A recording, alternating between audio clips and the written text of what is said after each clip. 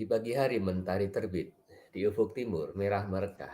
Orang bilang AKL sulit, bersungguh-sungguh menjadi mudah. Para pembelajar akuntansi keuangan lanjutan, kita akan membahas materi derivatif.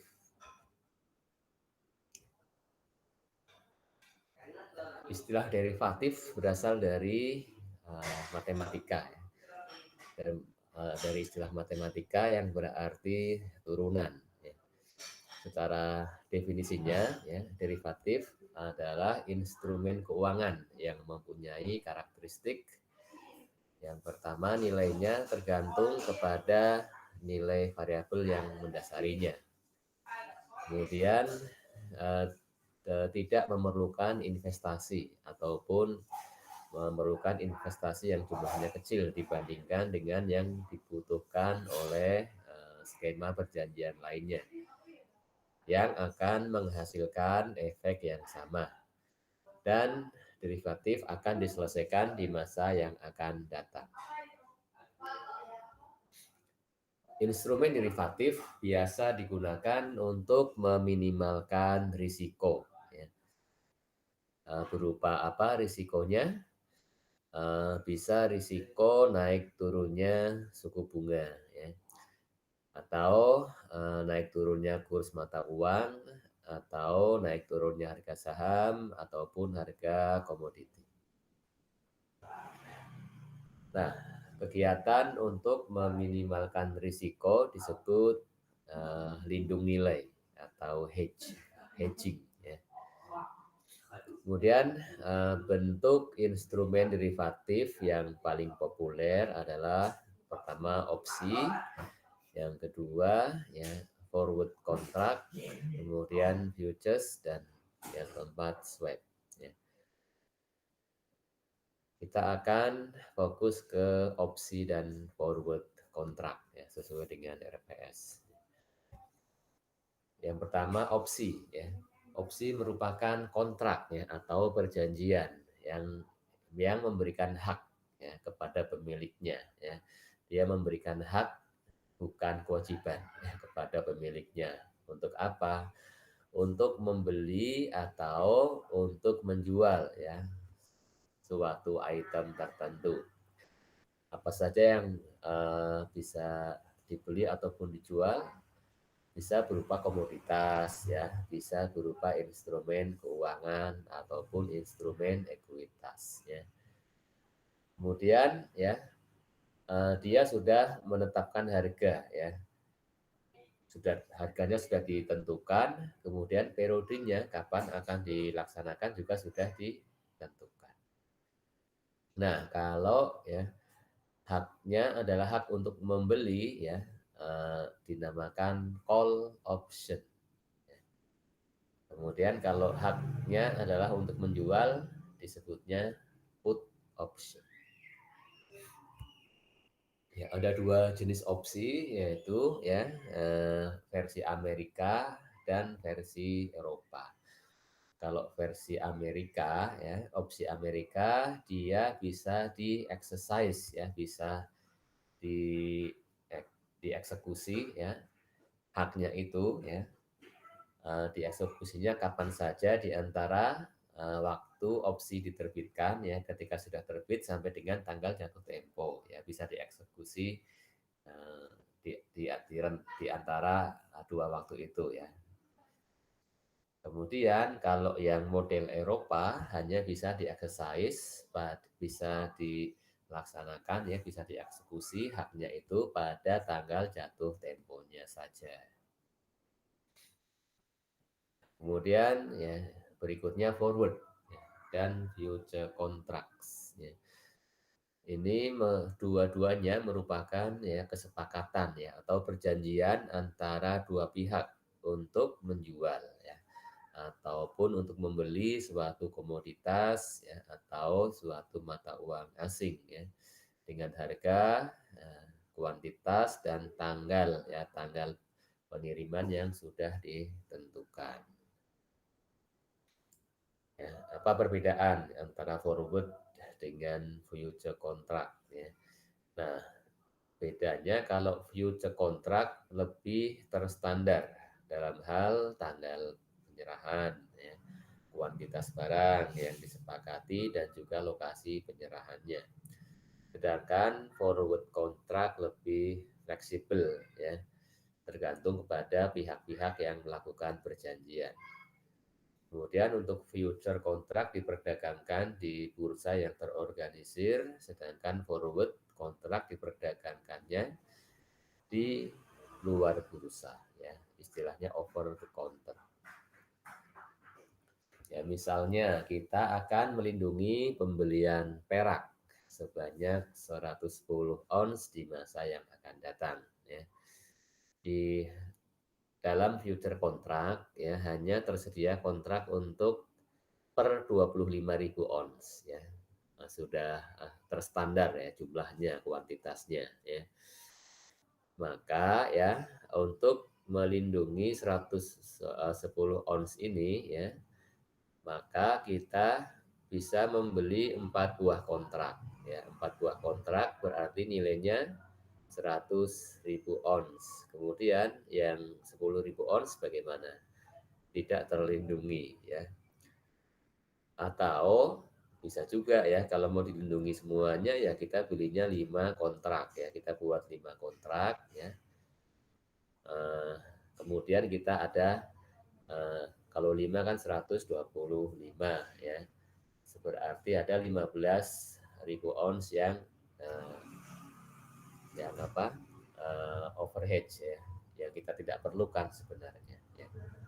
Nah, kalau pakai forward kontrak, ya, ini lebih fleksibel, ya. Kita bisa membuat kontraknya langsung untuk sejumlah 110.000 ons, ya, lebih fleksibel. Nah, untuk penyelesaiannya bagaimana, ya? Kontrak future ataupun forward, ya, bisa diselesaikan dengan pertukaran barang yang sesungguhnya.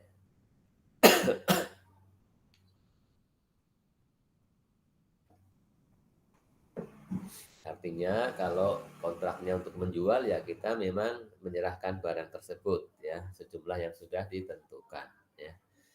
Ini namanya diselesaikan dengan pertukaran yang sesungguhnya, atau bisa juga ya penyelesaiannya hanya secara net settlement, ya. Net settlement maksudnya apa? Ya, net settlement itu maksudnya pertukaran uang dari selisih harga yang diperjanjikan, ya, di dalam kontrak dengan harga spotnya. Ya, maksudnya ya ketika kita ada contohnya nggak? Ya, contohnya seperti apa? Ya kita lihat sekarang, ya.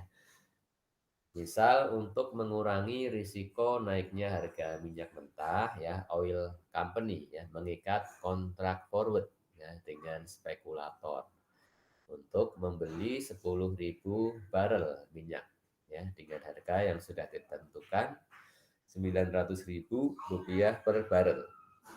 Waktunya kapan? 3 bulan yang akan datang, ya, penyelesaiannya. Nah, 3 bulan yang berikutnya, 3 bulan yang akan datang, ternyata harga minyak naik menjadi 9.000, 990.000 per barelnya. Nah, kalau dengan net settlement, maka ya spekulator tidak harus menjual minyak kepada oil company, ya. Kalau menjual minyaknya apa adanya, berarti itu penyelesaian yang sesungguhnya. Nah, ada pilihan dengan net settlement. Kalau net settlement maka ya si spekulator hanya menyerahkan uang, ya, sebesar berapa? Sebesar keuntungan, ya, keuntungannya si oil company, ya, yaitu keuntungannya kan perjanjiannya kan spekulator akan menjual minyak dengan harga 900.000 per barel, ya. Nah, pada waktu itu ya 3 bulan yang nah pada waktu 3 bulan berikutnya harga minyaknya naik menjadi 990. Nah, bagi pembeli, ya, oil company, maka dia ada keuntungan, ya, harusnya membayar 990, dia hanya membayar 900, keuntungannya 90.000 selisih harganya ya. Maka ya si spekulator ya kalau mau net settlement dia cukup menyerahkan ya 90.000 per barrelnya dikalikan 10.000 barrel ya yang dijanjikan ya. Diserahkan itulah yang keuntungan bagi oil company ya. Nah, selanjutnya oil company membeli minyaknya ya silahkan beli di pasar ya, tidak melalui si spekulator ya. Hanya saja spekulator tetap menyelesaikan kewajibannya yaitu memberikan ya keuntungan ya bagi oil company akibat dari kontrak forward tersebut ya. Nah, selanjutnya ya kita akan membahas ya economics underlying derivatives ya. Gray company ya menambang tembaga. Contohnya ya. Ini eh, di buku BIMS ya. Perkiraan produksi setahun 100.000 pounds dan akan dijual pada akhir tahun ya. Nah, kemudian Grey Company ya menganggarkan ya fixed cost untuk menambang tembaga tersebut sebesar 25 juta dolar dan variable cost-nya 39 dolar per pound. Nah, dengan anggaran biaya ini maka break even point-nya ya break even point itu kan tingkat penjualan yang bisa menutupi total cost-nya baik anggaran yang fix maupun yang variabelnya ya tanpa mendapatkan laba ya. Berarti ya break even point-nya di tingkat 28.900 yaitu fix cost-nya 25 juta ditambah dengan variable cost-nya ya 39 per pound dikalikan 100.000 yaitu 3.900.000 ya. Totalnya 28.900.000. Nah, ini adalah revenue ya atau tingkat penjualan yang break even point. Sehingga ya ini total penjualannya kemudian dibagi dengan jumlah yang tembaga yang ditambang 100.000 mendapatkan harga jual ya harga jual pada titik break even point sebesar 289 dolar per poundnya ya total penjualan BEP dibagi 100.000 yang diproduksi.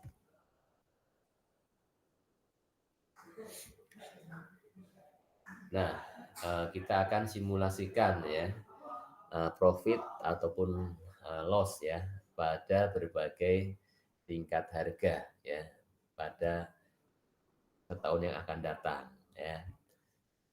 Ya misalnya di harga apabila ya per pound harga jualnya harga pasarnya 310 maka profitnya berapa ya.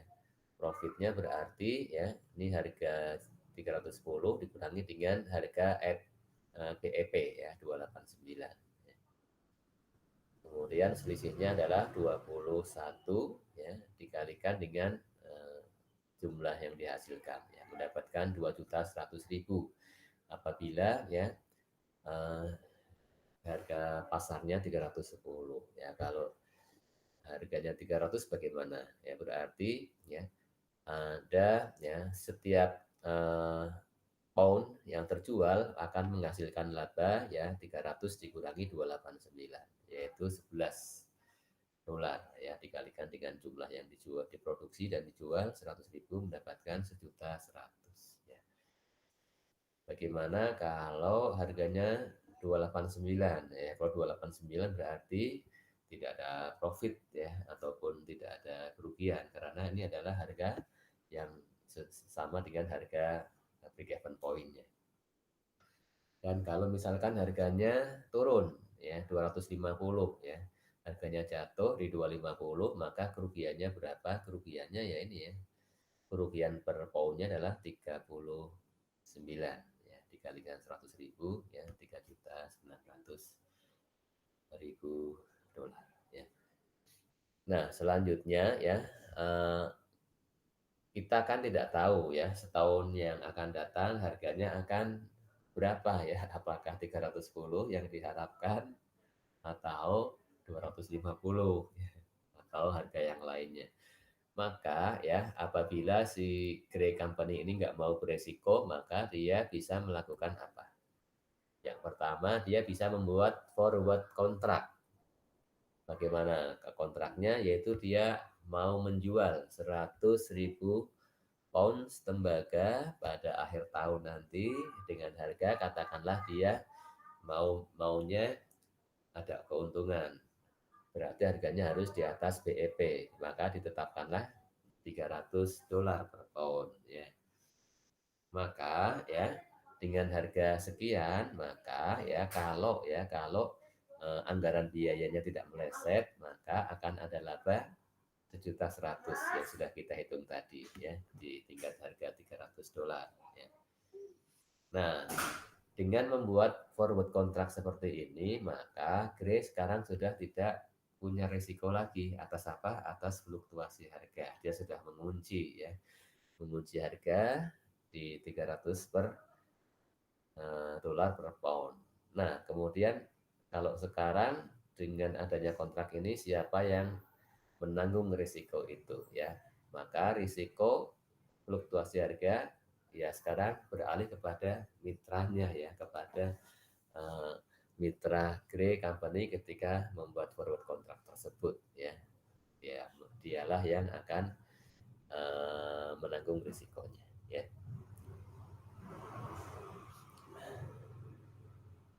Nah, sekarang kita akan lihat ya impact on economic income. Ya. Ini ketika harga-harga tadi ya beberapa skenario harga pasarnya ya mulai yang 310 paling tinggi sampai dengan paling bawahnya katakanlah $200 ya. Kemudian di kolom kedua ini adalah forward price per pound ya. Ini adalah harga kontrak forwardnya ya. Di kontrak forward tersebut ya harga jualnya ditentukan berapa yaitu $300 ya. Berapapun nantinya berapapun harga tembaga di pasaran apakah 310 atau 200 maka forward price-nya tidak berubah.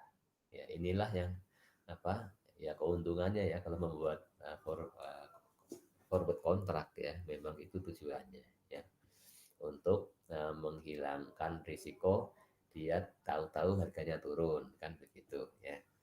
Nah, sehingga di sini ya di kolom ketiga ada perhitungan unhedged gain ataupun loss ya.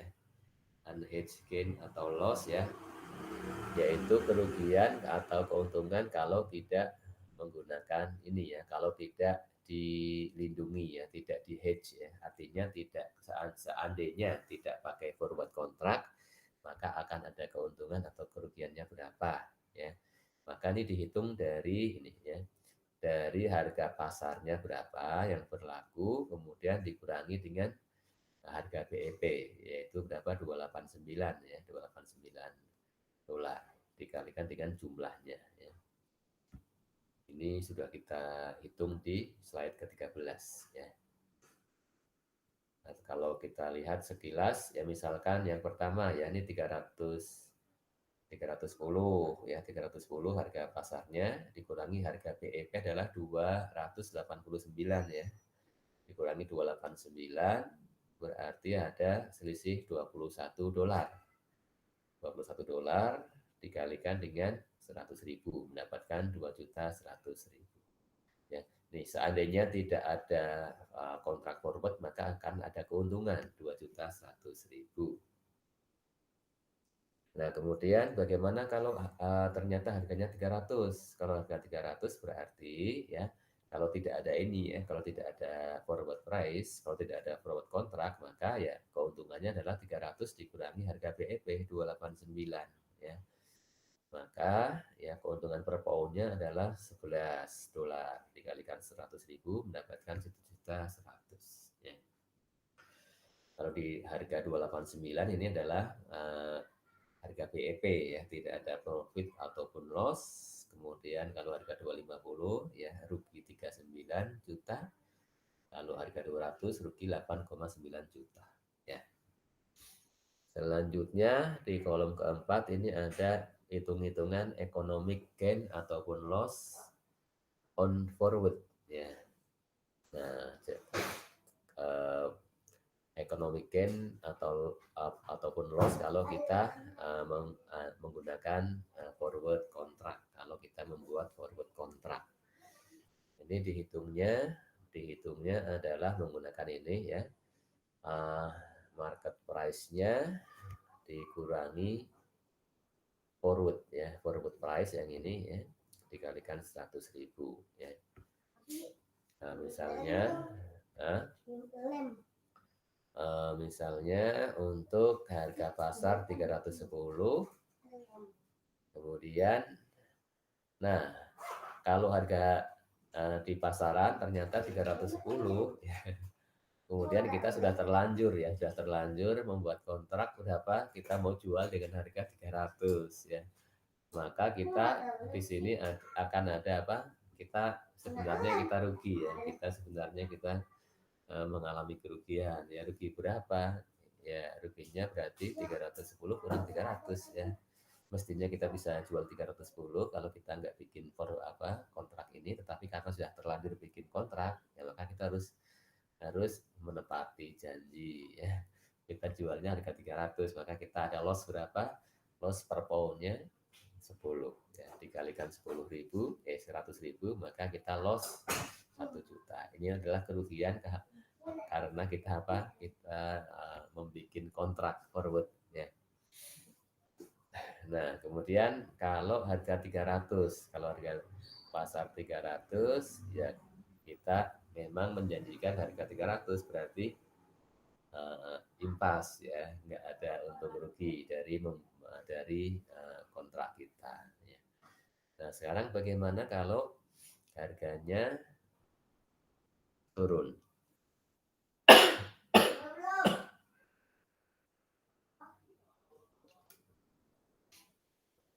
Misalnya harganya 289 ya. Nah, kalau harganya 289 di pasaran dan kita sudah membuat kontrak forward, kita akan menjual dengan harga 300, maka si pembeli tetap harus membayar dengan harga 300. Nah, maka di sini menjadi keuntungan buat penjual ya. Keuntungannya berapa? Keuntungannya ya selisih harga ini ya. Dia bisa menjual 300 di saat harganya mestinya hanya 289. Ada selisih harga berapa nih? 11 ya. 11 per poundnya dikalikan 100.000, ada selisih ya, keuntungan buat penjualnya 1.100.000. Ini adalah apa ya, economic gain on forwardnya ya. Nah, kalau harganya lebih jatuh lagi, maka ya forward kontrak kita ini semakin tinggi ya, economic gain-nya ya. Misalkan ya turun menjadi 250, kita bisa menjual dengan harga tetap 300 ya. Maka kita ada keuntungan 50 per pound ya, dikalikan 100.000, kita untung berapa? Kita untung 5 juta ya, keuntungannya 5 juta ya. Maka ya, nah kemudian di kolom yang kelima ya, economic income with hedge ya. Bagaimana ya labanya menggunakan, apabila kita menggunakan lindung nilai.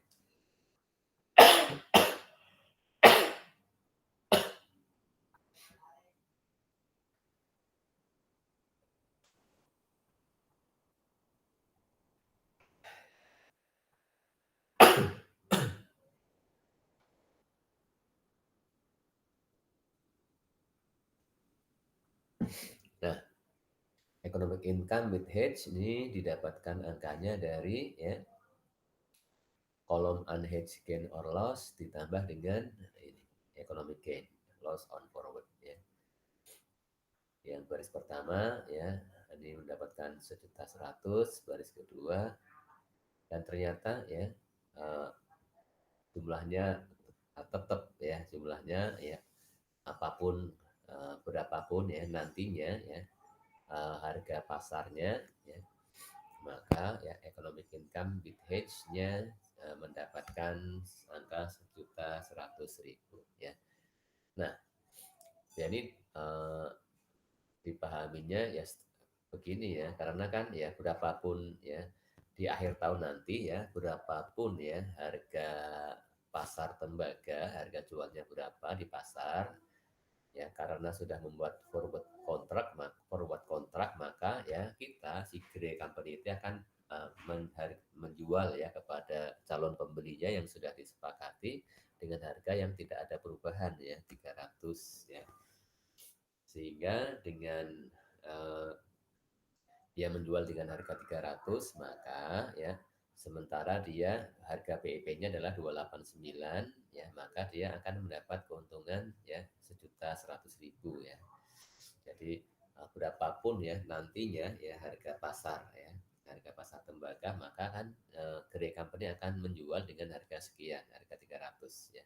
Makanya ya income-nya ya tidak tidak akan terpengaruh dengan ini ya, dengan harga pasar nantinya. Ya itulah ya fungsi apa? Lindung nilai ya. Nah, kalau tadi ya Grey membuat forward contract ya. Sekarang uh, bisa juga ya Grey Company membuat kontraknya bukan forward, tetapi apa? Opsi untuk menjual namanya put option ya. Put option yaitu apa? Yaitu menjual 100.000 pounds tembaga yang sudah ditetapkan waktunya yaitu pada akhir tahun dengan harga yang sudah ditetapkan, misalnya disepakati ya 300 dolar per pound ya. Maka ya dengan membuat kontrak put option ini ya, maka Greg kan punya hak ya untuk menjual ya, tetapi sifatnya tidak wajib ya, beda dengan yang forward kontrak. Kalau forward kontrak sudah merupakan kewajiban. Tetapi kalau opsi ya, ya namanya saja opsi ya, artinya dia apa? Memilih ya. Memilih mau dieksekusi silahkan, tidak dieksekusi juga boleh ya. Nah, tentunya nanti akan dilihat ya di akhir tahun ya. Di akhir tahun misalnya ya harga pasar tembaga ternyata jatuh ya di bawah 300 dolar ya per pound.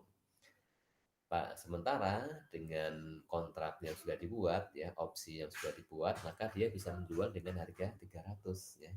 Nah, kalau harga akhir tahun kurang dari 300 ya, kalau dijual di pasaran harganya kurang dari 300, maka tentunya ya Grey Company akan mengeksekusi ya put option yang sudah dibuat dengan mitranya, dia jual dengan harga 300 ya.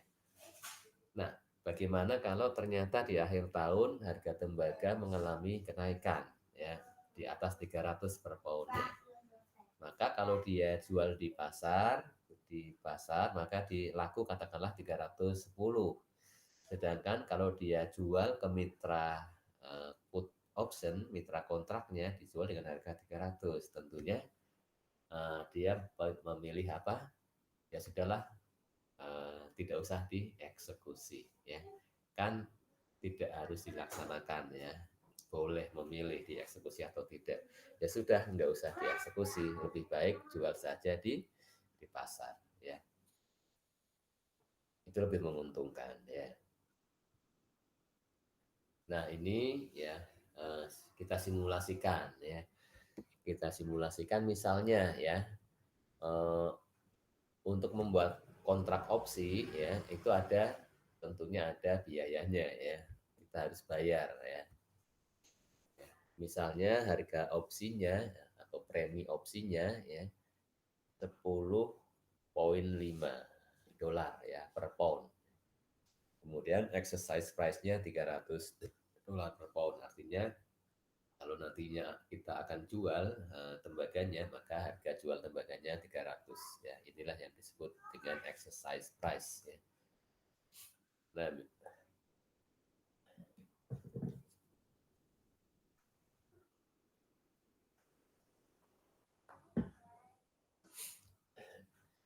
Ini kolom pertama adalah berbagai kemungkinan ya, market price per poundnya setahun yang akan datang. Kemudian kolom kedua ini adalah option exercise price.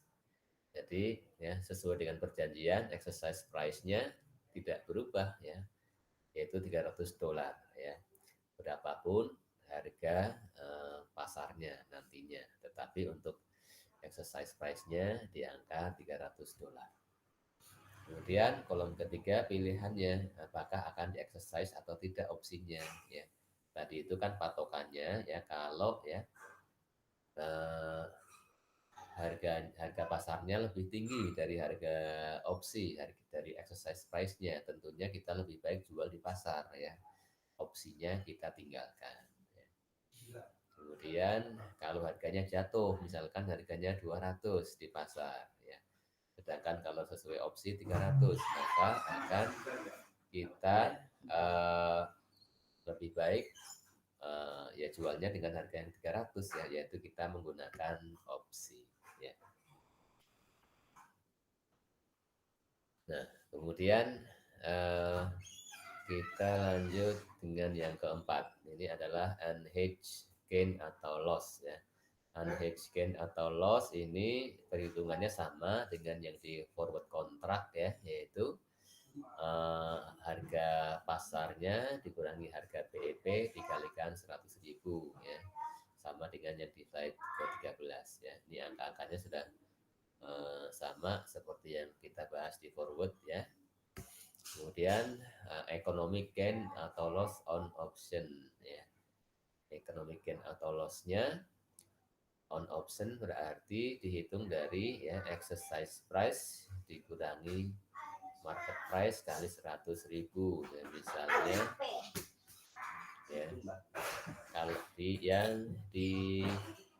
200 ya, kita contohkan yang di misalkan harganya 200 harga pasarnya, maka ya gain loss on optionnya berarti 200 exercise price-nya 300 ya, 300 dikurang marketnya 200 ya, berarti ya artinya ya economic gain on option-nya ketika kita ya kan kita bisa menjual dengan harga 300 ketika harga pasarnya 200 ya, berarti ada keuntungan berapa?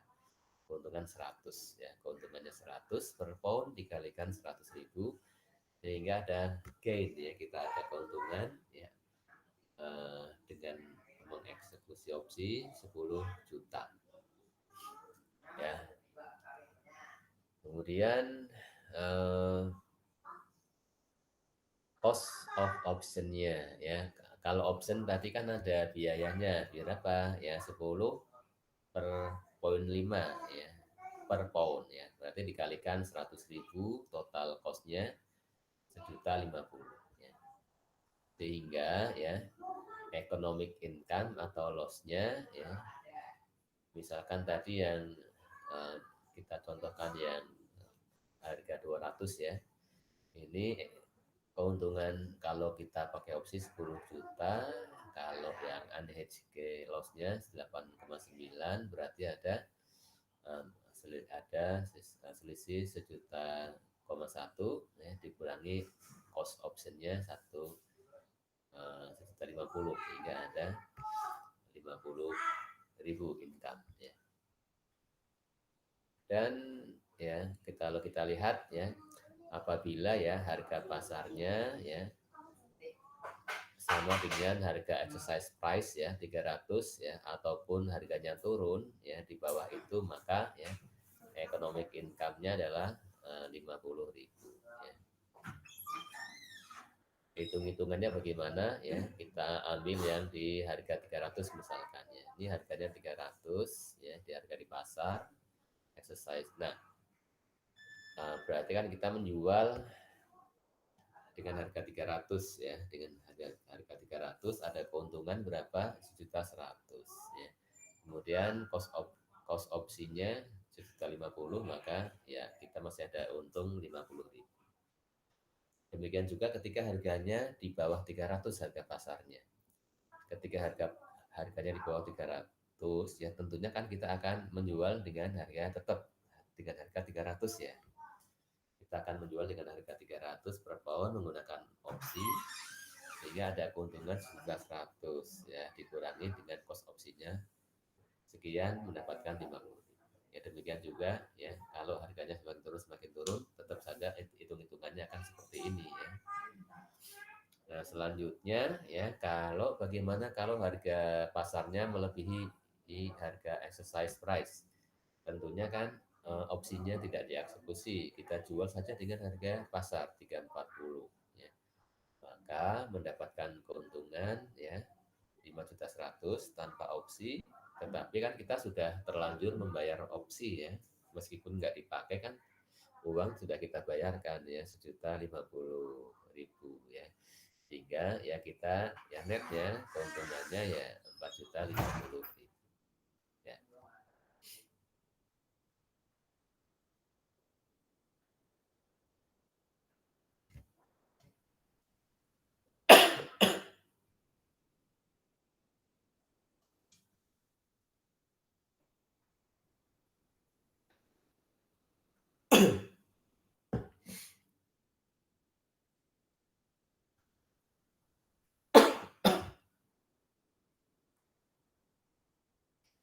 Baik ya. Yang terakhir kita singgung mengenai swap ya. Sekilas ya, swap adalah kontrak untuk menukar aliran arus kas yang sedang berlangsung ya. Yang paling umum adalah swap suku bunga. Eh, Maksudnya bagaimana ya? Maksudnya misalkan ada perusahaan yang dia memiliki utang ya dengan tingkat bunganya variabel, artinya tingkat bunganya itu mengikuti tingkat bunga pasar ya, naik turunnya ya. Nah, sebagian perusahaan tidak ingin risiko bayar bunganya naik ya. Ya, pengennya sih turun ya, tapi kan bunga itu naik turun ya. Maka dia membuat namanya ya, kontraknya namanya ya receive variable and pay fixed swap ya. Ini nama nama apa kontrak yang dibuat ya. Kalau saya mengartikannya sih dia sih apa bunganya yang menjadi bebannya dia sebenarnya bunganya variabel, tetapi dia maunya membayarnya jumlahnya tetap gitu ya. Receive variable, pay fix ya. Kemudian tentunya dia harus membayar ya fee atau premi kepada counterpartnya ya, kepada mitranya. Pada umumnya siapa? Bank ya, bank besar pada umumnya. Misalnya ada perusahaan memiliki utang $1.000.000 ya, tingkat bunganya 8%, kemudian tingkat bunganya ini akan mengikuti tingkat bunga pasar ya, disesuaikan dengan tingkat bunga pasar. Maka perusahaan ini membuat kontrak swap yaitu akan menerima ya, akan menerima apa jadi kan dia maunya membayarnya tetap ya, akan membayar jumlahnya tetap ya. Artinya ya, dia membuat kontrak dengan mitranya itu kalau nanti bunganya naik nanti kamu nombokin ke saya ya. Tapi kalau tingkat bunganya turun, gantian si perusahaan ini yang membayar kepada mitranya ya. Jadi dia akan menerima tambahan ya, menerima dari mitranya kalau tingkat bunga naik. Dan sebaliknya, kalau tingkat bunga turun, maka dia yang akan membayar kepada mitranya. Sehingga pada akhirnya dia membayar jumlah yang fix. Ya. Misalnya begini ya, ini uh, di periode uh, di tanggal apa, uh, ya, di tanggal perolehan utangnya ya, tingkat bunganya 8%. Kemudian ya di periode pembayaran pertama ya, tingkat bunganya turun menjadi 7%. Berikutnya menjadi 8%, berikutnya menjadi 9%. Nah, eh, di pembayaran bunga yang pertama, maka tingkat bunga yang menjadi beban berapa? Ya, berarti 7% dari 1 juta, yaitu 70.000. Ya. Padahal si perusahaan maunya dia bayarnya tetap saja ya 8% sajalah ya. 8% dari 1 juta berapa? 80.000. Nah, artinya apa? Artinya dia eh, ketika ya harusnya cukup membayar 70.000, tetapi dengan kontrak swap ini dia tetap membayar 80.000. Yang yang 70 untuk membayar apa? Interestnya, yang 10.000 untuk mitranya ya, net settlement ya, net settlementnya kepada mitranya. Ini yang dikatakan dia membayar penurunan tingkat bunga ya. Atau ketika sekarang di periode kedua menjadi 8% ya. Kalau 8% sih dia memang interestnya 80.000, yang dia bayarkan memang 80.000, sehingga tidak menerima, tidak memberikan ya kepada mitra. Nah, ketika tingkat bunga naik 9% ya, maka bunga utangnya menjadi 90.000. Sedangkan dia maunya bayarnya kan tetap 80.000. Maka yang selisihnya ini 10.000, maka dibayar oleh mitranya. Maka dia akan menerima ya, dia akan menerima ketika tingkat bunganya naik. Itulah yang di swap ya. Swap tingkat bunga ya, contohnya begitu. Jika mengantuk, minumlah kopi, kopi yang nikmat, seduh sendiri. Tuhan inginkan mahir akuntansi, ikuti terus video kami.